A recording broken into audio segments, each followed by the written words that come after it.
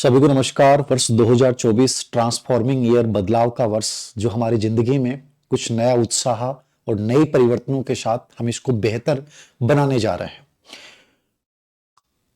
आज आरपीसी ने, चूंकि मैं आपको हमेशा बोलता हूं कि कभी चीजों का आप इंतजार मत करो, जो कार्य आपको करना है वो टास्क ओरिएंटेड बन जाओ और उस कार्य में इतने लीन हो जाओ कि आपको पता ही नहीं चले कि विज्ञापन आ गया। और आपकी जब प्रिपरेशन होगी तो आपको ये लगेगा कि सर मैं बहुत अच्छा कवर कर रखा हूं, बहुत अच्छी स्थिति में हूं।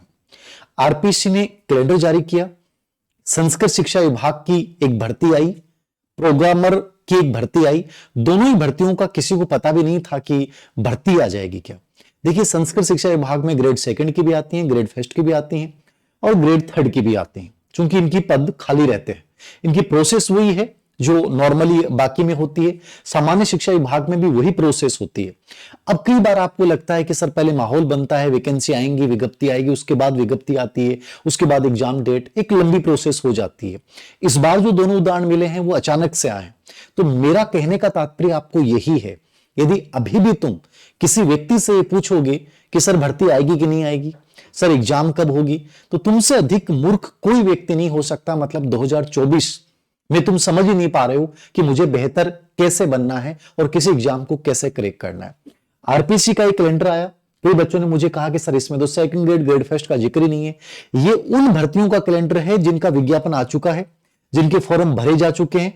अब जैसे जैसे विज्ञापन आएंगे उनका वो शेड्यूल अपने आप जारी कर देंगे। इसका मतलब ये नहीं है कि 2024 में वो एग्जाम आयोजित नहीं करवाएंगे।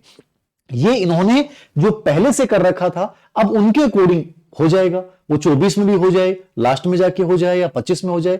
तो इन चीजों की परवाह किए बिना आपके लिए बेहतर ऑप्शन ये है कि आप अपनी प्रिपरेशन को एक बहुत अच्छी धार दो। अत्यधिक सूचनाएं जब आपके पास आती हैं, 50 टेलीग्राम चैनल पर जुड़े होते हो, 50 लोगों से पूछते हो, तो उतना ही ज्यादा आपके असफलता की संभावनाएं बढ़ जाएंगी। जिंदगी में सबसे इंपॉर्टेंट है कि अपनी सफलता और असफलता दोनों की जिम्मेदारी अपने ऊपर लीजिए और ये देखिए कि मुझे बेहतर कैसे बनना है। ये जो आप देख रहे हैं आरपीसी का जो ये परीक्षा कैलेंडर है, वो नॉर्मली उन एग्जाम का है जो पहले दिन का हो चुका है। जैसे पूरा लेखपाल वाली है, ये मतलब 8वें महीने में आयोजित कर रहे हैं। सहायक पुरा लेखपाल वाली, शोध अध्येता प्रतियोगिता परीक्षा और रसायन विज्ञ प्रतियोगी परीक्षा और शोध अधिकारी, ये पांचों जो एग्जाम्स हैं वो 8वें महीने में आयोजित कर रहे हैं, शनिवार रविवार को। सहायक सांख्यिकी अधिकारी वाली जो कृषि विभाग की परीक्षा है वो 25 तारीख को ये आयोजित कर रहे हैं, मतलब 25 अगस्त को। ठीक है।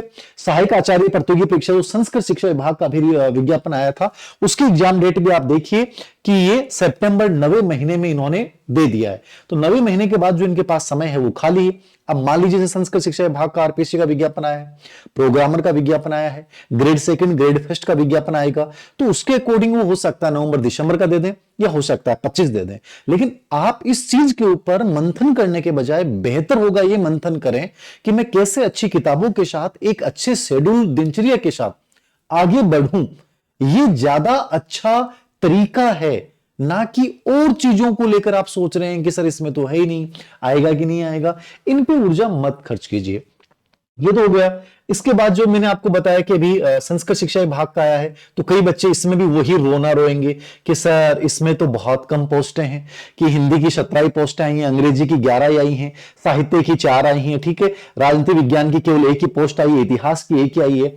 मतलब ये तो कोई मतलब ही नहीं है। देखिए, इन चीजों पर ध्यान देने के बजाय आप फॉर्म भरते हैं, आप एक पोस्ट के लिए भी प्रिपरेशन कीजिए। आप नहीं भी होंगे तो बहुत कुछ अर्जित कर जाएंगे। जैसे ईएमआरएस की जब भर्ती आई तो मैंने आपको समझाया कि ईएमआरएस का विज्ञापन आ गया, आपको फॉर्म भरना चाहिए। बहुत सारे बच्चों ने कहा सर नहीं, ईएमआरएस तो सेंटर की भर्ती है, कौन से स्कूलों में मिलेगी, हम घर छोड़ के कैसे जाएंगे। आदमी पहले से यदि रोना लेकर बैठ जाता है तो जिंदगी में कोई बेहतर करने का तो छोड़िए, वो लाइफ में कहीं भी किसी भी जगह सक्सेस नहीं हो पाएगा। जो आदमी हर चीज में रोना रोता है, हर चीज में नकारात्मक भावना के साथ बढ़ता है। बहुत सारे बच्चे जो ईएमआरएस में सिलेक्ट हुए, मैंने पहले भी बोला था, जिनका ग्रेड थर्ड रिट में सिलेक्शन नहीं हुआ, ईएमआरएस में टीचर बन गए। सेंटर की भर्ती है, प्रोबेशन में भी फुल पेमेंट है, बढ़िया नौकरी करेंगे और हो सकता है उनका कॉन्फिडेंस इतना गजब का बिल्ड हो जाएगा कि वो राजस्थान की जो भर्ती होंगी उनमें भी आपको पछाड़ के सिलेक्शन लेके जाएंगे। कोई भी कंपटीशन क्रैक करने का मतलब है कॉन्फिडेंस का अपर लेवल पे आ जाना, उच्च स्तर पे चले जाना। तुम ये चीज को समझते नहीं हो, बैठे रहते हो। आएगी तब करेंगे, पोस्टों की संख्या इतनी होगी तब करेंगे, जब विज्ञापन आने के जस्ट बाद में करेंगे, डेट आने के बाद में करेंगे। आपको क्या लगता है सर ये सरकार निकालेगी क्या? ऐसी ऐसी चीजों पर और YouTube पर ऐसे ऐसे अनावश्यक वीडियो में अपनी ऊर्जा खर्च करके उन चीजों को अपने दिमाग में भर के हम लगभग ऐसे हो चुके हैं कि हमारे पर जो सही सूचनाएं हैं वो हमें प्रभावित करना ही छोड़ दिया, क्योंकि हम इतनी इंफॉर्मेशन से ले रहे हैं। तो कहीं ना कहीं आपको ये मेच्योरिटी लेवल आप लोगों को आ चुका, बहुत छोटे बच्चे नहीं है कि मैं उसको समझाऊं कि बेटा ऐसे करो वैसे करो और वो बच्चा थोड़ा थोड़ा कहना माने। अब आप लोगों की स्थिति यह है कि आप इस लेवल पे हैं कि आपको अपना अच्छा और बुरा समझना चाहिए कि मेरे लिए अच्छा क्या है बुरा क्या है। मैं नहीं कहता कि आपको कोचिंग की जरूरत है, मैं नहीं कहता कि आपको ऑनलाइन कोर्स की जरूरत है, मैं तो ये कहता हूं कि आप सही तरीके से आप बिना किताबों के भी आदमी पढ़ सकता है।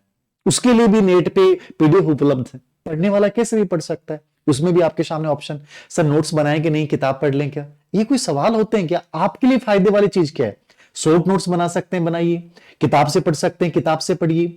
एमसीक्यू सर कब हल करें? अरे टॉपिक पढ़ने के बाद एमसीक्यू हल करें, ये कोई सवाल पूछने का है क्या? सर आपको क्या लगता है कि एक विषय को लेकर चलना चाहिए, 4 विषय लेकर चलने चाहिए? यदि पॉसिबिलिटी है तो 4 विषय को साथ लेकर चलें, संभावना नहीं है 2 विषय को साथ लेकर चलें। आप कितना सिलेबस कवर कर पाते हैं, कितनी बार रिवीजन कर पाते हैं, ये किसी भी एग्जाम की सफलता का बेस होता है।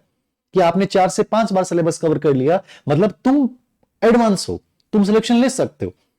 तो छोटे छोटे पर्सन जिनसे हमारा कोई इतना सरोकार नहीं है, छोटे छोटे बच्चों की तरह तुम ये चीजें पूछते रहते हो। तो मुझे लगता है कि ये सब सवाल से परे हटकर जो बच्चा इस समय टास्क ओरिएंटेड हो चुका है, जो इस सर्दी का फायदा अपनी पढ़ाई में लगा रहा है, जो सिलेबस को खींच रहा है जहां से आ रही है, सर जिलो वाले प्रश्न आएंगे क्या, ये भी कोई बेवकूफी वाला सवाल है। आएंगे तो आ जाएंगे, कितना बड़ा सवाल फर्क पड़ेगा, 10 पेज आपको एक्स्ट्रा पढ़ने पड़ेंगे। तो जिले भी नए से प्रश्न पूछे जाते हैं, अभी तक तो नहीं पूछे गए। आरपीसी की लेटेस्ट एग्जाम हुई है उसमें भी नहीं पूछे गए, असिस्टेंट प्रोफेसर का हुआ नहीं पूछा गया, फिर फालतू में तनाव क्यों ले? और जब एग्जाम डेट आएगी तो 10 दिन पहले देख लेंगे चीजों को लेकर। मतलब ऐसी चीजों में तनाव लेकर बैठ जाना जिनसे हमें कोई भी फायदा नहीं होने वाला है, मुझे लगता है कि कहीं ना कहीं हम दिशाहीन हैं। तो दिशा बनाइए, सटीकता के साथ आगे बढ़िए। सिलेबस वही रहने हैं लगभग, तो उन्हीं सिलेबस को आप तैयार कीजिए। किताबें लगभग मार्केट में हैं, आपको बुक से पढ़ना अच्छा लगता है, गाइड से पढ़ना अच्छा लगता है, कहीं से भी पढ़िए। लेकिन मैंने आपको एक बार फिर कही है कि आप यदि 3 या 4 बार रिवाइज नहीं कर पाते हैं तो इसका मतलब सिलेक्शन से बाहर है। अच्छा कंटेंट, कम कंटेंट, लेकिन उसको बार बार रिपीट कीजिए, ओल्ड क्वेश्चन हल कीजिए। किसी भी कंपटीशन को निकाला जा सकता है। यही कुछ तरीके हैं जो आपको बेहतर बना सकते हैं। आज संस्कृत शिक्षा विभाग का विज्ञापन आया है, हो सकता है कल ही दूसरा विज्ञापन आ जाए और आते ही फिर आप प्रेशर में आ जाओगे, सर हमने तो सोचा ही नहीं था, हम तो सोच रहे थे कि लोकसभा चुनाव के बाद आएगा, हमें तो पता ही नहीं था। तो ये चीजें मत सोचिए, इन चीजों पे ऊर्जा खर्च मत कीजिए, जहां करनी है वहां करिए। तो मेरा आपसे यही निवेदन है कि बिना किसी से सवाल पूछे अच्छी किताबों के साथ, पाठ्यक्रम के साथ, एग्जाम पैटर्न के साथ पढ़ना शुरू कर दीजिए। अच्छा ग्रुप बनाइए, अच्छे लोगों के बीच में रहिए और बिना परवाह किए बेफिक्र होकर अपनी पूरी मेहनत जितनी आप कर सकते हैं उतनी दीजिए। निश्चित रूप से 2024 में आपका भी स्टेटस लगेगा, आप भी बहुत बेहतर करेंगे और आप खुद कहेंगे कि सर हमने इन चीजों को फॉलो किया, अच्छा हो गया। तो थैंक यू वेरी मच। आगामी वैकेंसियों के लिए मेरा यही कहना है, 100% सब आएंगे। आप ले पाते हैं कि नहीं ले पाते हैं आपके ऊपर डिपेंड करता है। Thank you.